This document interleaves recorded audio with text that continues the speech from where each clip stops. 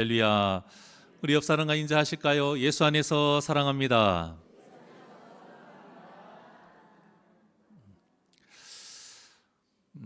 인생은 타이밍이다. 이런 말 들어보셨죠? 인생은 타이밍이다. 한마디로 기회를 잘 잡아야 돼요. 그러려면 두 가지가 필요합니다. 뭘까요? 이게 기회인지 아닌지를 판단할 수 있어야 돼요. 그러니까 그런 기회를 볼 수 있는 눈이 있어야 되고요. 또 하나는 기회를 잡을 그 때를 놓치면 안 돼요. 그때. 네, 우리가 이 둘 중에 하나가 꼭 부족해서 항상 후회를 많이 하잖아요. 그때 그 사람을 잡았어야 되는데, 그때 그 일을 했어야 되는데, 그렇죠? 근데 그걸 모르고 넘어가는 경우도 있고요. 또 알았는데 머뭇머뭇하다가 놓치는 때가 있더라, 그거죠. 그런데 이게 세상에서만 하는 일이겠습니까? 그렇지 않아요. 사실 세상의 그런 기회들은요, 놓쳐도 아쉬울 수는 있으나, 아쉬울고 좀 후회할 수는 있으나 그렇게 큰 중요한 문제는 아니에요. 진짜 놓치면 안 되는 기회가 있잖아요. 진짜 놓치면 안 되는 기회가 무엇이냐? 바로 구원의 기회인 것입니다. 구원의 기회. 진짜 놓치면 안 되는 기회가 무엇이냐? 바로 죄에서 벗어나는 기회. 우리가 영의 사람이잖아요. 그러면 이제는 우리가 하늘에 소망을 두고 영적인 일을 한다는 사람이라면 이제는 기회가 무엇인가도 바뀌어야 돼요. 가치관이 바뀌잖아요. 성경적인 가치관이 바뀌게 되면 반드시 무엇도 바뀌어야 되느냐? 무엇이 기회인지 그 기회의 그 모양새도 바뀌어야 돼요. 똑같이 우리가 하나님을 믿는다면서, 우리가 하나님 나라의 소망을 가진다면서 예전과 똑같이 그저 잡는 기회가 돈이 되고 잡는 기회가 명예가 되면 안 된다라는 것입니다. 아직도 우리가 하나님을 믿고 살아가면서 아직도 돈이 기회가 되고 부와 권세가 기회가 된다라면 우리는 다시 한번 생각해 봐야 돼요. 항상 저는 즐겨 사용하고 인용하는 말씀이 저는 예수님의 산상수훈의 말씀이에요. 그 중에서 먹을 것, 마실 것, 입을 것을 위해 기도하지 말라라는 게 결국 그게 무슨 뜻이냐? 모든 것에 다 이게 해당이 돼요. 절대 그게 기도의 내용만이 아닙니다, 여러분. 기도의 내용이 아니고요. 우리 삶의 전반적인 모든 영역에 대한 말씀이에요. 먹을 것, 마실 것, 입을 것을 기회로 삼지 말아라, 그거예요. 그건 기회가 아니라는 거예요. 그건 우리가 붙잡을 기회가 아니라는 거예요, 여러분. 그건 알아서 하나님이 채워주시는 일이다, 그거예요. 진짜 우리가 붙잡아야 될 건 뭐예요? 먼저 주의 나라와 의를 구하라. 하나님의 나라와 의, 바로 우리가 죄 가운데에서 벗어나는 거예요. 멸망의 길에서 벗어나는 거예요.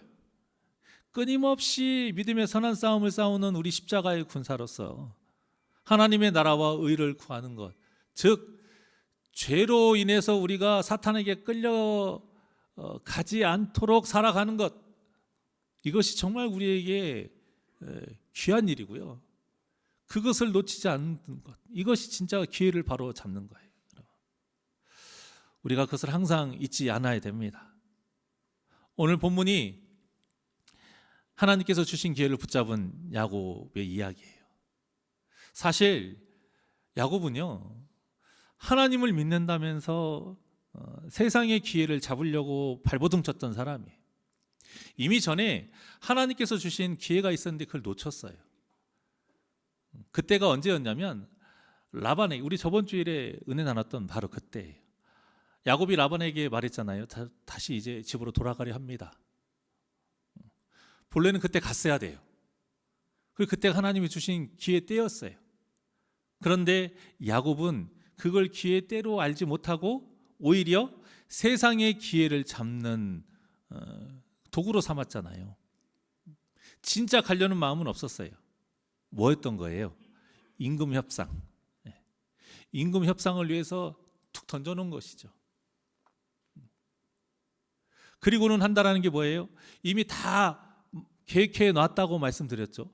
갑자기 라반이 아니야 가지마 붙잡으니까 불현듯 생각나서 그러면 아롱진 것, 검은 것 이런 거 제가 다 가져갈게요. 이런 생각이 갑자기 생겨났겠습니까? 아닌 거예요. 이미 다 계획하고 있었던 거예요. 그러니까 야곱은 그때를 세상적인 기회로 잡으려고 했던 것이죠. 그래서 하나님이 주신 기회를 놓친 야곱이었습니다. 그게 바로 저번 주의 내용이었어요. 그런데 오늘 하나님께서 다시 기회를 주십니다. 하나님이 얼마나 감사해요. 얼마나 감사한 분이에요. 우리는 또 세상에서도 그러지만 3아웃제가 참 보편적으로 많이 있잖아요. 우리 아이들한테 가르칠 때도 3번 이상을 넘어가잖아요. 3시 때까지 그만해. 하나, 둘, 셋. 그 다음 어떻게 해요?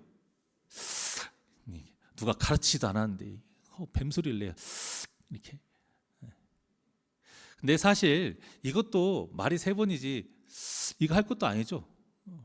3번 해서 안 그랬으면 바로 체별을 하든지 뭐 이렇게 해야 되는데 우리가 이거 한 것도 또 기회를 주는 거잖아요.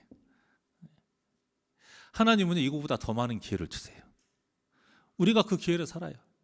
우리가 부모님한테 가만 보면 얼마나 잘못한 게 많이 있습니까? 말 안 듣는 게 얼마나 많아요. 그런데 우리 부모님이 그거 다 또 참고 또 기회를 주니까 우리가 이렇게 살아가는 것 아니에요. 근데 하나님은 그보다 더 많은 기회를 주신다는 걸 기억하시길 바랍니다. 우리가 하나님께 그 기회의 은혜를 누리기 때문에 이렇게 살아가는 거예요. 아까 우리 장로님 기도 내용이 다 그런 내용 아닙니까? 하나님이 결국 우리에게 그러한 기회를 주시지 않으면, 그러한 은혜를 베풀어 주시지 않으면 우린 살아갈 수 없는 존재예요. 오늘 본문의 야곱도 마찬가지입니다. 사실 야곱이 뭘 잘한 게 뭐가 있습니까? 책망받았어도 됐어야 되는 그 야곱이요, 하나님이 너무 사랑하시니까, 또 무엇보다 그 하나님께서 세우신 계획에 이 야곱을 사용하기노라 약속하셨기 때문에 하나님께서 그 야곱의 악함을 선함으로 이끄신 것 아니에요? 그래서 하나님께서는 환경을 만들어 주세요. 어떤 환경이요? 1절과 같이 라반의 아들들 그들이요, 이 야곱이 재산이 부러진 것에 대해서, 풍요로워진 것에 대해서 시기하게 돼요. 그리고 그것을 아버지에게 말하게 되고, 그러다 보니까 라반의 아들들도 야곱을 볼 때에 곱게 보겠습니까? 2절을 보십시오. 2절을 보니까 야곱이 라반의 안생을 보니까 어때요? 자기를 대하는 것이 정과 같지 않은 걸 느낀 거죠. 이제는 떠나야 될 때가 왔나 보다. 환경을 만들어 주신 거예요.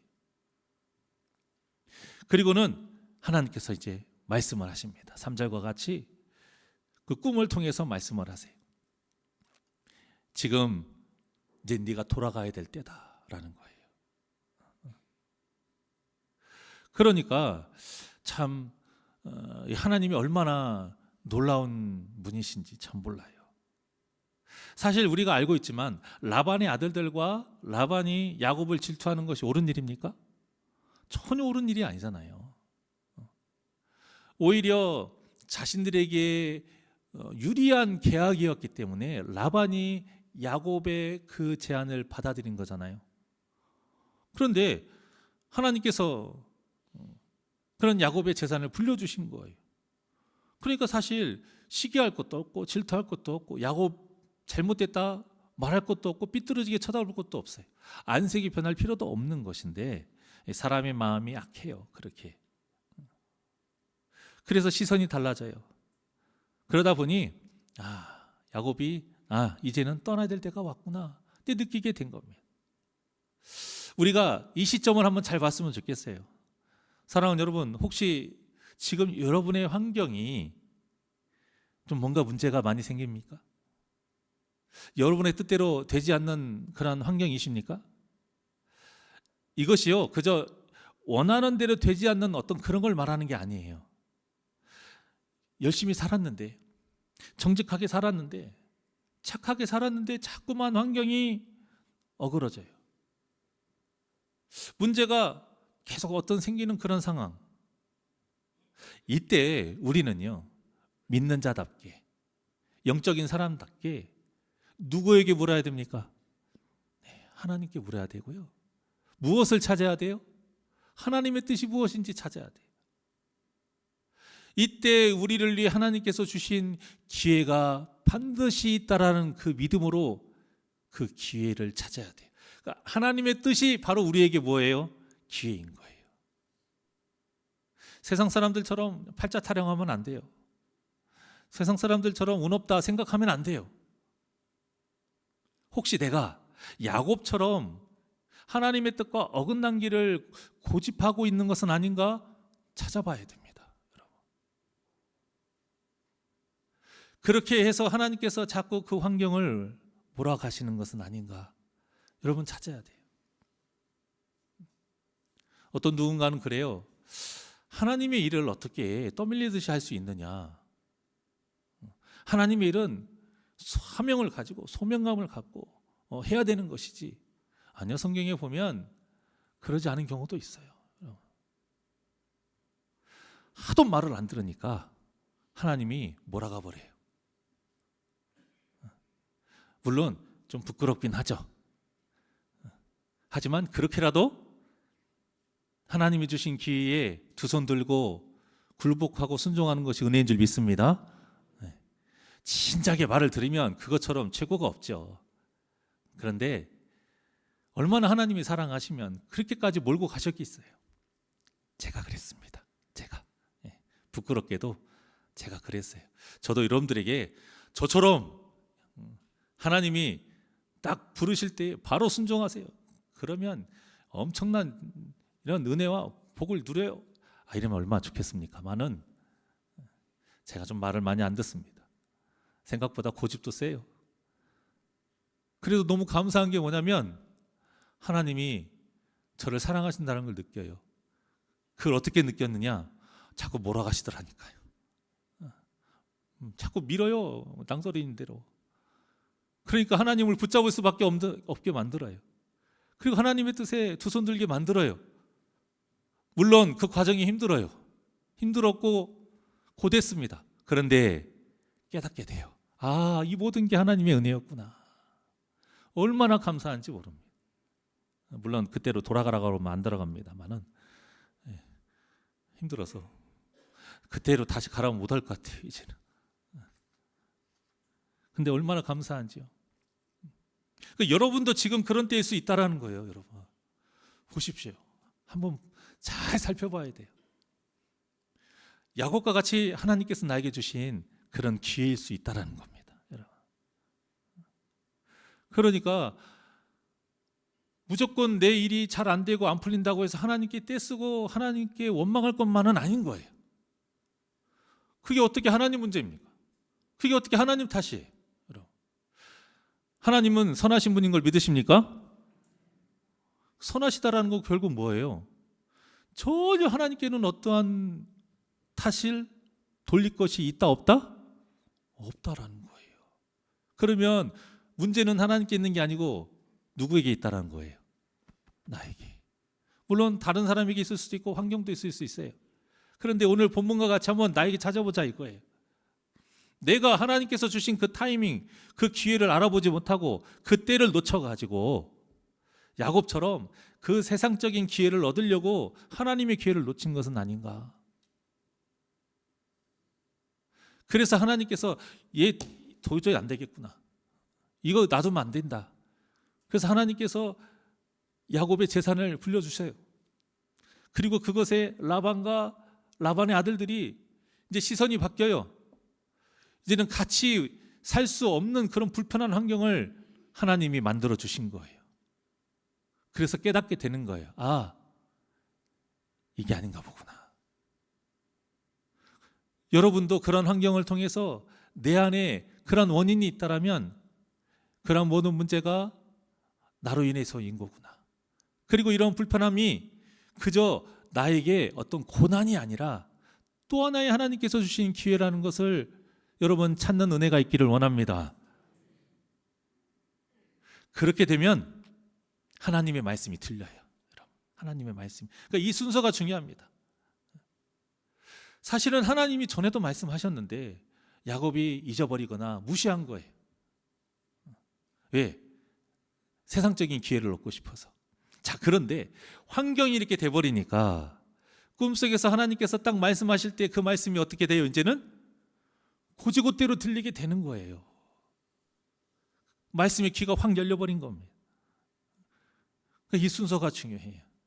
어찌 보면 하나님의 말씀이 내 안에 들어오지 못하는 것은 내가 아직도 내 이 환경과 이 위기의식을 내가 느끼지 못하기 때문에, 위기의식을 느껴야 하나님의 말씀이 달고 오묘한 말씀이 돼요.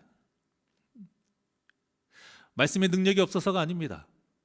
우리의 마음이 그렇게 단단해지면, 그렇게 질겨지면 참 그런 대단한 능력을 발휘해요. 어떤 능력? 하나님의 말씀이 튕겨져 나가는 능력. 그것을 성경에서 뭐라고 하냐면 강팍하다라고 말해요. 옛날에는, 지금 성경은 뭐라고 해요? 완악하다. 이게 무슨 뜻이라고 그랬어요? 심장이 돌처럼 딱딱해지다라는 뜻이에요. 그러면 어떻게 되느냐? 말씀이 안 먹혀요. 다 튕겨져 나가요. 바로 왕이 강팍했어요. 왕은 완악했어요. 그러니까 하나님의 말씀을 대언하는 모세의 말이 먹혀 안 먹혀요? 안 먹혀요. 그러니까 항상 그때마다 뭐라고 표현하느냐? 바로의 마음이 완악해져. 그래서 계속 그 10가지 재앙을 당하게 된 것 아닙니까? 그러니까 우리가요, 위기의식을 느끼는 것도 복인 거예요. 우리의 마음이 하도 완악하니까 그런 환경을 통해서 금을 가게 하고 틈을 보이게 하시는 거예요. 그래서 그 위기의식 속에서 하나님의 말씀이 들어오게 하는 거예요. 그래서 고난이 유익이 될 수 있는 것입니다, 여러분. 하나님의 말씀이 얼마나 신비롭고 놀라운지 아십니까? 우리가 여러분들이 각자의 모든 문제와 환경이 다 똑같나요? 똑같지 않잖아요. 다 달라요.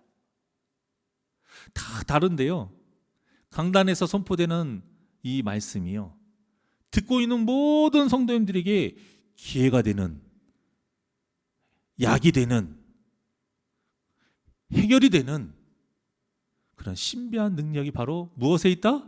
말씀에 있다라는 거예요. 이런 일이 있을 수가 없어요. 자, 세상에서 각각의 다른 문제에 각각의 다 맞는 해결 방법이 따로따로 있어요, 여러분. 대표적인 예가 뭐 간단하게 찾아봐도 병원만 봐도 알 수 있잖아요.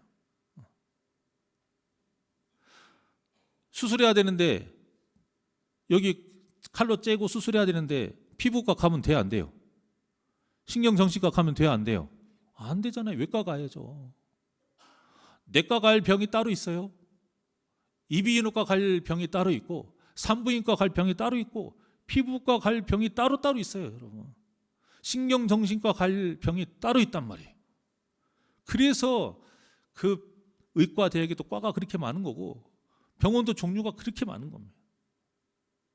이게 맞는 거예요. 하지만 영적인 문제는 그렇지 않아요. 하나님의 말씀이 얼마나 신비롭고 놀라운지요. 하나님의 말씀은 세상의 모든 문제를 해결할 수 있는 능력이 있습니다. 믿으십니까? 왜냐? 하나님의 말씀은 그냥 글자가 아니기 때문이에요. 하나님의 말씀은 그냥 세상과 같은 책이 아니에요. 하나님의 말씀이 뭐예요? 하나님의 말씀은요, 예수 그리스도 그 자체이시기 때문입니다. 태초에 말씀이 있어요. 그 말씀이 누구예요? 예수님이에요, 여러분. 말씀이 육신이 되어 이 땅에 오신 분이 누구예요? 예수님인 거예요, 여러분. 그래서 능력이 있는 거예요. 결국 말씀을 먹는다라는 건 예수님을 내 마음에 채운다는 뜻이에요. 예수님이 어떤 분이세요? 그분이 흘리신 그 피, 그 피로 인해서요, 한 번 흘리신 그 피로 인해서 세상 모든 사람들의 죄가 사해지는 능력이 있습니다. 그때 당시에 사람들에게만 해당됩니까? 아니잖아요.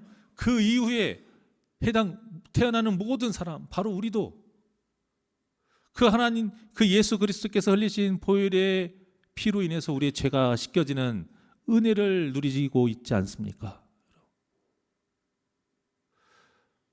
이런 분이 내 마음을 채우니요, 아무리 똑같은 말씀이라 해도 수많은 문제를 해결하는 것이 당연한 거예요. 이게 예를 들어서 어떤 거가 같냐면, 약 하나로 세상의 모든 병을 다 치료하는 것과 똑같은 거예요. 이런 일이 있으면 얼마나 좋겠습니까? 우리 어르신들 신방 가면은요, 밥보다 약이 더 많아요. 왜 그럴까요? 가진 병이 많으니까 그 병을 잡으려면 각자에 맞는 약을 써야 되니까 약이 많은 거예요. 자, 그런데 어르신들 한번 생각을 해보세요. 내가 지금 골다공증에, 고지혈증에, 여기 다 고가 들어가요. 고혈압에, 심장병에, 막 여러 가지가 있어요. 정신 어떤 우울증에 막. 자, 그런데 그런 모든 병을 약 하나의 약으로 먹는다면 얼마나 좋아요. 대박 아닙니까? 누군가가 그 약을 발명하잖아요. 노벨상은 당연하고요, 이 역사책에 기록이 돼요. 세계 역사에서 가장 위대한 발명, 이건 따는 당상이에요. 그런데 그 엄청난 약이 있다니까요. 그 약이 뭐예요? 구약과 신약입니다.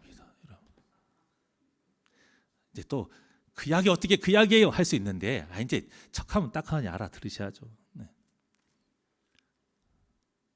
하나님의 말씀인 거예요, 여러분. 하나님의 말씀은 어떠한 세상의 모든 문제, 모양이 다르고 아무리 달라도 그 모든 문제를 해결할 수 있는 유일한 약이요 능력이 있는 줄 믿습니다. 여러분, 그 믿음이 있어야 돼요. 그 믿음이 있어야 오늘의 이 말씀을 들을 때에 이 말씀이 달고 오묘한 말씀이 되는 거예요. 그러니까 가장 복된 성도가 누구냐? 예수 믿고 부자 되고 예수 믿고 병 나은 게 아니에요. 가장 복된 성도는 누구냐면 하나님의 말씀에 반응하는 성도입니다. 하나님의 말씀에 반응하는 성도. 이게 뭐냐? 약을 먹었는데 약이 드는 거예요. 여러분마다 뭐 각자에 맞는 약이 있을 거 아니에요. 저도 개인적으로 두통약을 좀 굉장히 좋아하는데 저한테 맞는 두통약이 있어요.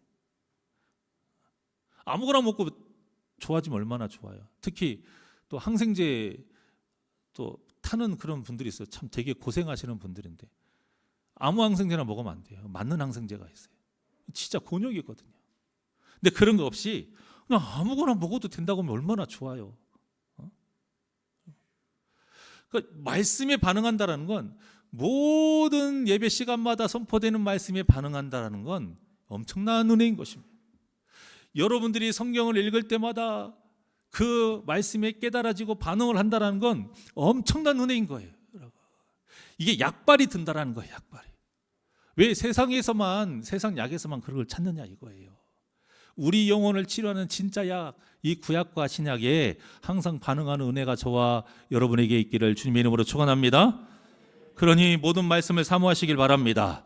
어떻게 사모해요? 목마른 사슴이 시냇물을 찾듯이 갈급하시기를 바랍니다. 이때 갈급함이 무엇을 거는 갈급함이라고 그랬어요? 목숨을 거는 거라고 했잖아요. 잊어버리셨으니까 또 한번 잠깐 설명할게요. 사슴이 얼마나 약해요. 그래서 사슴이 어디로 피한다고 그랬어요? 낭떠러지 절벽에 피한다고 그랬잖아요. 사슴의 발이 조그만해요. 조그만해. 그 다리도 가늘잖아요. 발이 얇아. 그래서 장점이 뭐냐? 조금만 내딛는 틈만 있으면 거기를 설 수 있다라는 거예요. 그래서 사슴은요 절벽에 숨어요. 왜? 절벽에 그 조그만 틈은 디딜 수 있으니까. 그런데 맹수들은 다 발이 어때요? 다 뭉뚱하잖아요. 그러니까 절벽 할 수 있어요, 없어요? 못 타. 가면 그냥 죽는 거예요. 떨어져 죽는 거예요. 그러니까 사슴에게 안식처는 어디예요? 절벽이에요. 그런데 그 안식처인 절벽에서 나와야 될 때가 있어요. 언제? 목마를 때 나와야 돼. 그래서 사슴이 시냇물을 찾는 것은 뭘 거는 거예요? 목숨을 거는 거예요. 왜? 잡아먹으려고 눈에 혈안이 되어 있는 그 맹수들 그 틈으로 가야 되기 때문에 목숨을 거는 거예요.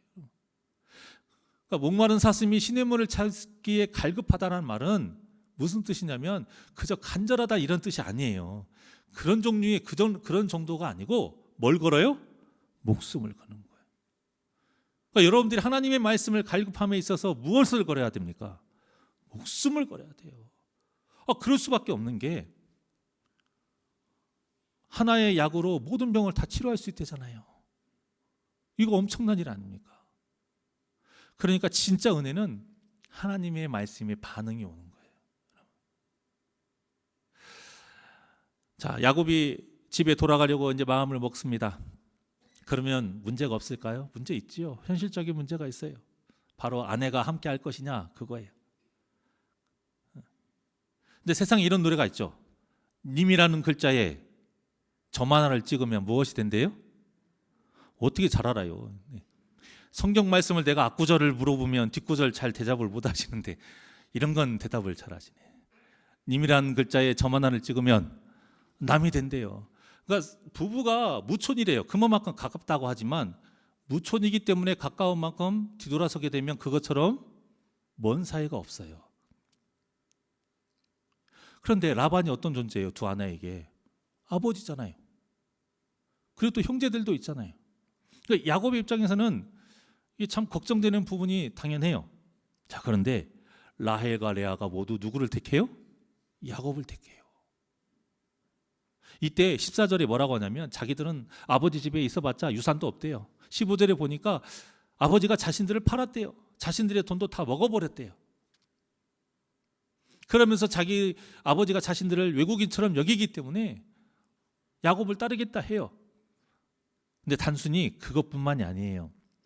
이런 말을 하게 된 이유가 16절에 나와요. 자, 16절 다 같이 합독합니다. 16절 시작. 하나님이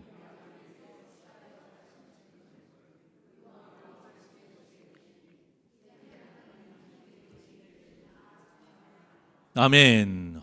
얼마나 멋진 말입니까? 야곱이 말도 안 되는 방법을 통해서 재산을 가지게 된 걸 라헬과 레아도 알아요. 근데 이게 운이 좋아서 그런 게 아니고 누구 때문이다? 하나님 때문인 것을 이제 알게 된 거예요. 그러니까 라헬과 레아가 야곱을 택하게 된 것은 아버지한테 막 서운해서 그런 게 아니에요. 그런 것도 하나가 이유가 되기도 합니다만 진짜 가장 큰 이유, 근본적인 그 원인은 무엇이냐? 야곱을 통해서 하나님이 하나님 되심을 라헬과 레아도 직접 목도한 겁니다. 목격한 거예요. 체험한 거예요. 그러니까 체험의 신앙은 굉장히 중요해요. 체험의 신앙이 다는 아니나 아주 중요합니다. 하나님의 말씀을 정말로 온전히 굳어지게 다지게 하는 아주 중요해요. 체험의 신앙이. 결국 야곱의 재산이 많아진 것도 라헬과 레아가 야곱과 함께 하고자 결정한 것도 모두 누가 도우셨기에 하나님이 도우셨기에 가능한 거예요. 그러니 야곱이 이 두 아내의 고백을 들었을 때 어떤 마음이 들겠습니까? 나는 전에 하나님이 주신 기회를 잡지 않고 세상의 기회를 잡으려고 했었는데 하나님은 이렇게 있을 수 없는 일들을 이루어 주시는구나. 두 아내의 마음까지도 이렇게 돌이켜 주시는구나. 이렇게 일을 하셨구나. 그러니 더 이상 라반의 집에 있으려 하겠습니까? 이때 중요한 게 무엇이냐? 시간이에요. 시간, 타이밍. 기회인 줄 알았으면 그때를 놓치면 안 돼요. 그런데 하나님의 때는요 참 간단해요. 언제예요? 그쵸, 바로 지금이에요. 13절에 보면 야곱이 아내들에게 하나님께서 하신 말씀을 하면서 뭐라고 했다고 그래요? 언제 일어나? 언제 일어나요? 지금 일어나. 그러니까 16절에 야곱의 아내들이 뭐라고 해요? 어떻게 하래요? 언제 하래요? 이제, 지금 당장 하라는 거예요. 지금 당장. 하나님 말씀대로 이제 지금 당장 하라는 거예요. 그래서 17절에 바로 해버립니다. 우리가 알아야 될 사실은요, 우리가 왜 당장 지금 해야 되느냐? 하나님께서 밑작업을 다 하셨기 때문인 거예요. 우리는 뭔가 확신이 서지 않으면 움직이지 않는 연약한 존재예요. 그러니까 그 확신을 세상적인 것을 찾으면 안 돼요. 묻겠습니다. 여러분이 확신을 가질 만한 세상적인 게 얼마나 있으세요? 자, 박사학위 있으신 분 손 들어보세요. 아니, 저도 손 내립니다. 저도 박사학위 없어요. 자, 집안에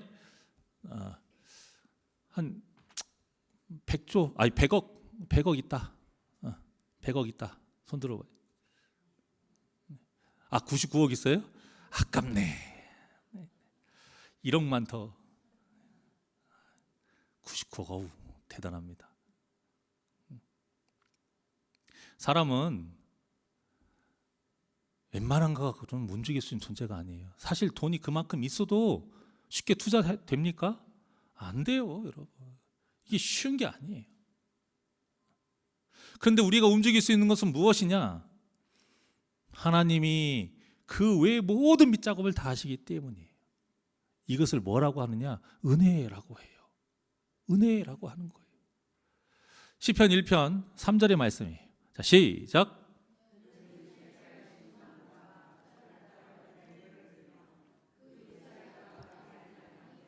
그가 하는 모든 일이 다 형통하리로다. 아멘.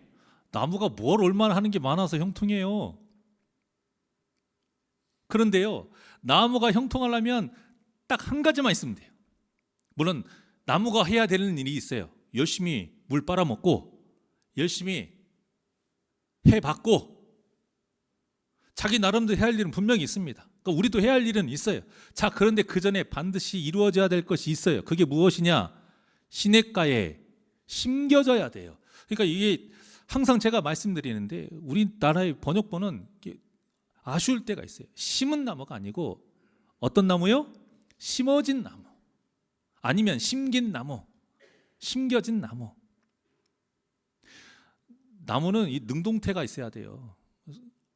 능동태가, 수동태가 있어야 돼요. 능동은 자기가 마음대로 하는 거고, 수동, 나무는 심겨지는 거예요. 심어지는 거예요. 어디에? 시냇가에. 시냇가에 심어진 나무는 알아서 잘 살아요. 그러니까 형통한 사람은 결국 자기가 잘해서가 아니라 무엇이라는 겁니까? 시냇가에 심겨졌기 때문이라는 거예요, 여러분. 예레미야서 17장 7절과 8절의 말씀 다 같이 우리 큰 소리로 시작. 그러나 무릇 여호와를 의지하며 여호와를 의뢰하는 그 사람은 복을 받을 것이라. 그는 물가에 심어진 나무가 그 뿌리를 강변에 뻗치고 더위가 올지라도 두려워하지 아니하며 그 잎이 청청하며 가문 은혜에도 걱정이 없고 결실이 그치지 아니함 같으리라. 아멘. 제가 굉장히 좋아하는 말씀 중에 하나예요. 자, 7절에 보게 되면요, 여러분 복 받고 싶으시죠? 복 받고 싶으시죠? 아멘이라고 하면 속물일 것 같습니까? 아니, 하나님이 주시는 복은 당연히 받아야 돼요. 복 받으시길 바랍니다. 자, 복 받는 원리를 알려드릴게요. 복 받으려면 여호와를 의지하면 돼요. 여호와를 의뢰하면 돼요. 자, 그런데 그게 무엇인지 어떻게 알려주시냐면 8절에 말합니다. 물가에 심어진 나무. 물가에 심어진 나무. 그러니까 이게 무슨 말이냐? 우리가 하나님을 의지하면 하나님이 알아서 우리를 어디에다 심어 놓으신다고요? 물가에 심어 놓으신단 말이에요, 여러분. 그러면 우리는 알아서 더위가 와도 두려울 일이 없어요. 잎이 청청해지고 열매를 풍성히 맺어요. 이게 복 받는 원리. 그러면 세상은 아무리 가물어도요, 가물은 해도 걱정이 없느냐? 왜? 이 물이, 이 오아시스가 얼마나 신비로운지 절대 물이 마르지 않아. 이 마르지 않는 물을 성경에서는 뭐라고 하느냐? 또 은혜라고 합니다. 하나님께서 우리를 심어주시는 것도 은혜요. 그걸로 끝나지 않은 게 하나님의 은혜는 와 대단한 거예요. 한 번도 아니고 얼마나 엄청난 것인지. 자, 중요한 것은 하나님은 실컷 심어놨으면 우리가 해야 될 영역이 있다고 그랬죠. 그래서 하나님은 영적인 게으른 자를 싫어하세요. 영적으로 부지런하고 성실한 자를 좋아하세요. 자, 그것을 전적으로 말씀해 주시는 게 예수님의 비유 중에 달란트 비유인 거예요. 달란트 비유. 5달란트 받은 자, 2달란트 받은 자가 주인에게 칭찬받고 인정받은 것은 5달란트를 남기고 2달란트를 남겨서가 아니에요. 제가 항상 말씀드립니다. 뭔가 숫자 이런 것에 꽂히지 말라고요. 아니에요. 성실했기 때문이에요. 성실했기 때문에. 성실해서 남겼기 때문에. 많이 남겨서가 아니에요. 1달란트를 남겼어도 그들이 성실했다라면 그건 하나님은 그걸로 족한 거예요. 그런데 1달란트 받은 자가 책망받은 이유는 1달란트를 5달란트 남긴 것처럼 받은 만큼 그들이 받은 만큼 남겼으니까 너도 받은 만큼 남겨야 되지 않느냐? 1달란트 받았으니까 1달란트를 남겼어야지. 근데 왜 못 남겼어? 이게 아니에요. 뭐였기 때문에? 게을렀기 때문인 거예요. 게을렀기 때문에. 주인의 뜻을 악하게 받아들이고 게을렀기 때문인 거예요. 그러니까 우리 믿는 자들은요, 얼마나 많은 복을 받느냐, 이걸 목표로 신앙생활을 하면 안 된다는 거죠. 하나님은 그걸 보지 않으세요. 야, 네가 나 믿고 부자 이마만큼 부자 됐구나. 네가 나 믿고 병을 고쳤구나. 네가 나 믿고 출세했구나. 하나님이 이걸 보지 않으신단 말이에요. 얼마나 하나님의 그 사랑을 믿고 은혜를 하나님을 의지하고 부지런하게 열심히 하나님의 뜻대로 살았느냐, 그걸 보시는 거예요. 그러니까 달란트라는 건 사명, 여러분들이 맡은 직분, 이것도 있지만 그거는 그냥 달란트의 한 부분이에요. 진짜 하나님이 말씀하시는 달란트는 뭐냐면 거룩한 삶입니다. 거룩한 삶. 그래서 예수님이 산상수훈에서 우리를 어떤 자가 되라고 말씀하신 거예요? 세상에서 거룩한 소금과 빛이 되라. 그런데 우리를 거룩하게 하는 건 성경에 뭐라고 해요? 오직 말씀과 기도뿐이라. 그렇게 거룩하게 하는 말씀과 기도가 있는 시간이 언제예요? 바로 예배인 거예요, 여러분. 그러니까 진짜 하나님의 기회를 붙잡는 자는 어디에 목숨 거는 자인 거예요? 말씀에 목숨 거는 자인데 그 말씀과 기도가 있어서 우리를 거룩하게 하는 어느 때? 예배인 겁니다. 예배. 그러니까 하나님의 이 기회를 잡는 때는 예배의 바로 지금 이 순간인 거예요. 바로 지금 이 순간. 나중 아니에요. 하나님은요, 항상 우리에게 말씀하실 때 성경에 보면 언제 말씀하시냐면 이제 가라라고 말씀하세요. 모세에게 호렙산에서 모세를 만나고서도 실컷 하나님의 계획을 말씀하시고 언제 하라고 해요? 이제 가라. 딱 그 말씀 한마디 합니다. 이제 가라. 그러니까 하나님은요, 말씀을 들은 바로 그때 바로 그때 시작하기를 원하시는 거예요. 여러분들이 하나님의 말씀을 예배 때마다 듣습니다. 언제 여러분들이 순종해야 돼요? 나중에? 일주일 뒤에? 하루 뒤에? 지금 바로예요. 타이밍을 놓치면 끝나요, 여러분. 지금 바로 잡으셔야 돼요. 중국 샤오미라는 여러분 회사 좀 들어보셨을 거예요. 샤오미. 이 샤오미의 창업자가 레이진이라는 사람인데요. 이 사람이 이런 말을 했어요. 태풍의 길목에 서 있으면 뭣도 하늘을 날을 수 있다? 돼지도 하늘을 날을 수 있다. 원래 이제 하늘을 날려면 뭐가 있어야 돼요? 날개가 있어야 되잖아요. 근데 돼지가 날개가 없어요. 근데 돼지도 하늘을 나를 때가 있어요. 언제? 태풍 불은 이게 회오리바람 불 때 딱 거기 있으면 날아요. 그 재밌는 거였어요. 개그 코드가 저랑 좀 안 맞습니다. 난 이걸로 웃을 줄은 생각 못 했는데 상상력이 풍부해서 그런 거죠. 예. 돼지가 막 하늘 나니까 얼마나 웃겨요. 미국에 보면 토네이도가 막 하잖아요. 그러면 집도 날아가고 어때요? 사람은 당연히 날아가고 나무도 뿌리 뽑아서 날아가고 자동차도 막 날아가잖아요. 그러니까 그 타이밍인 거예요. 이 태풍의 타이밍에 딱 맞춰지면 날아가요. 자, 그런데 그 타이밍 잡는 게 쉬워요? 쉽지 않죠. 잡는 건 더더욱 어려워요. 그런데요, 하나님의 타이밍은 쉬워요. 그 타이밍이 말씀을 들을 때예요. 제가 분명히 말씀드립니다. 하나님께서 우리에게 주시는 기회가 말씀을 드릴 때라는 걸 꼭 기억하시길 바랍니다. 오늘 본문도요, 하나님께서 지금 말씀하셨잖아요. 그런데 아까 말씀드린 순서가 중요하다고. 얘가 위기의식이 없어, 위기의식이. 그래서 환경을 만들어 딱 주신 거예요. 그런데 우리는, 그러니까 이 야곱의 모습을 봤을 때 야곱이 그런 환경을 당하지 않고 그냥 말씀을 듣고 순종했으면 얼마나 좋아요. 그렇죠? 우리도 마찬가지 아니겠습니까? 우리도 마찬가지. 우리가 감사한 것은 무엇이냐? 하나님은 예배 시간마다 우리에게 말씀의 기회를 주신다는 겁니다. 그리고 하나님의 말씀에 능력이 있다고 그랬잖아요. 똑같은 말씀인데 각자 다른 문제를 가진 모든 여러분들에게, 저와 여러분들에게 다 이 말씀은 기회가 돼요. 약이 된다니까요. 능력이 된다니까요. 해결이 된다니까요. 믿으시길 바랍니다. 이 믿음을 가지고 모든 예배 때마다 말씀의 그 치료를 받고 말씀으로 깨달아지는 그 기회를 붙잡고 주님이 주시는 은혜를 누리는 복된 삶을 사시기를 주님의 이름으로 축원합니다. 하나님이 끊임없이 우리에게 기회를 주신다니까요. 자, 우리 한 말씀만 보고 우리 마치도록 할까요? 자, 고린도후서 6장 1절과 2절 보겠습니다. 시작.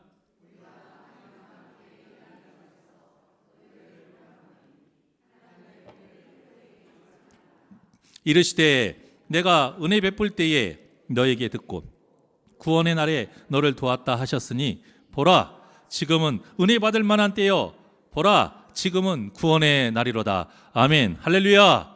지금이 은혜 받을 때요. 말씀 들을 때 은혜 받기를 받으십니다. 은혜 받기를 바라십니다. 우리가 말씀을 들을 때가 은혜 받을 만한 때예요. 언제 다른 때가 아니에요. 그러니까 기도하면서 6개 번호 좀 알려주세요. 이거 하지 마요. 6개 번호 알아서 뭐 하려고. 그거 안 해도요. 먹을 것, 마실 것, 입을 것 다 알아서 우리에게 필요한 거 주신다니까요. 중요한 거는 지금 우리가 은혜 받을 만한 때라는 거예요. 지금 이 기회를 알기 때문에 제가 그래서 여러분들에게 2가지를 부탁을 드리는 거예요. 일단 내가 은혜 받는 건 당연한 거니까 그걸 빼고 기도하실 때마다 생각나게 하는 영혼 붙잡고 뭐 하라고 그랬습니까? 제가 기도하라고요. 왜? 그때가 여러분들이 그 영혼에게 하나님의 은혜를 구하는 기회 때인 거예요. 중보기도가 능력이 있으니까. 우리는 이렇게 받아들여야 돼요. 하나님이 누군가를 생각나게 하신다면 하나님이 그 영혼에게 지금 은혜를 베푸시려고 하는 거예요. 그런데 그 은혜를 베푸시기에 우리에게 기회를 주시는 거예요. 기도해라. 그러면 내가 그 영혼 은혜 베풀려고 한다. 이게 우리가 뭐가 대단해서가 아니라 하나님 우리에게 뭘 주시는 거냐면 책임감을 주시는 거예요. 그러니까 그 영혼이 은혜를 못 받으면 누구에게도 지분이 있다. 우리에게도 지분이 있다 이거예요, 여러분. 중보기도가 여러분 뭐 나눠주시다 하는 게 아니에요. 중보기도도 책임감을 갖고 하는 거예요. 그래서 중보기도도 하나님께서 기회를 주셨는데 하지 않으면 그것도 무엇이 된다? 죄가 되는 거예요. 여러분 그렇게 생각 안 하셨죠? 그럼 하나님이 그냥 심심해가지고 기억나게 하시는 거예요? 하나님은 아무 이유 없이 하시는 거 아니에요. 여러분. 기도할 때 누군가 생각나게 하시는 건 심심해서 하나님이 생각나게 하신 게 아니라 여러분들에게 책임을 맡기는 거예요. 해야 할 일 해라 이거예요. 여러분들 해야 할 일인 거예요. 그리고 또 하나 생각나면 찾아가십시오. 그게 우리 믿는 자가 됐든 아니면 믿지 않는 자가 됐든, 특히 믿지 않는 자들에게는 구원의 그 메시지를 전하는 기회를 놓치지 않기를 바랍니다. 이무현 집사님 어머니가 그저께 돌아가셨죠. 그래서 어저께 우리가 장례 예배 갔잖아요. 이무현 집사님이 너무 감사하다고 꼭 전해고 싶대요. 제가 대신 전하는 거예요. 저한테 부탁한 건 아니지만 너무 감사하대요. 왜? 우리 성도님들이 그 영혼이 구원받기를 위해서, 이무현 집사님이 그 옆에서 간호하면서 바란 건 딱 하나였어요. 치료되면 좋겠지만 치료보다 더 중요한 건 뭐예요? 구원받는 거니까 끊임없이 복음을 전합니다. 끊임없이 하나님 나라가 얼마나 좋은지를 전해요. 근데 너무 감사한 것이, 예전에는 듣는 척도 안 하시더니 그렇게 병상에서 끊임없이 옆에서 정말 헌신을 다해서 간호하면서 자기 알아달라는 것도 아니에요. 그냥 그렇게 하면 엄마 마음이 좀 풀릴까 봐, 열릴까 봐. 근데 진짜 영적 기도도 받으시고, 천국 좋아 엄마? 그랬더니 좋은 것 같아. 천국 가고 싶어? 나도 거기 가고 싶어. 이렇게 고백을 하셨다는 거예요. 물론 구원은 하나님의 전적인 영역이지만 얼마나 감사할 일입니까, 여러분. 이게 복음이 들어갔다는 증거 아니겠습니까? 김철원 장로님도 기도를 부탁하셨어요. 어머님, 고수님, 성도님. 이제 지금 곡기도 끊으셨거든요. 또 치매도 있으시고. 하지만 끊임없이 가서 복음을 전하세요. 그러면서 저한테 부탁을 하세요. 우리 성도님들 기도해 주셨으면 좋겠다고. 여러분 기도해 주시길 바랍니다. 기도의 능력 있는 줄 믿습니다. 여러분 먹을 것 마실 것 위해서 기도하는 건 아니잖아요. 때를 놓치지 마십시오. 중복기도의 때를 놓치지 마시고 복음을 전하는 때를 놓치지 않기를 바랍니다. 그 때를 붙잡아야 돼요. 그리고 또 하나 계속 말씀드렸던 것, 우리 자신이 하나님이 주시는 때를 놓치면 안 돼요. 그때가 언제라고요? 지금. 예배 드리는 지금. 그래서 제가 예배에 빠지지 말라고 하는 거예요. 주일날 오전 하나로 여러분 족하다라고 생각하지 말라는 거예요. 누군가 여러분 돈 준다고 하면 찾아갈 거 아닙니까? 찾아올 때마다 돈 준다고 하면 맨날 찾아갈 거 아니에요? 염치 불구하고 부끄러우니까 안 가요? 저는 꽁돈 준다는데 저는 매번 갑니다. 바보지 안 가면. 그거보다 더 좋은 걸 예배 때마다 주신다는데 왜 안 와요? 제가 누구한테 우리 교회는 모든 예배에 다 100% 참석해요. 대단하지 않아요? 나 대단한 목사지 않아요? 나 이거 자랑하려고. 전혀 그런 거 아니에요.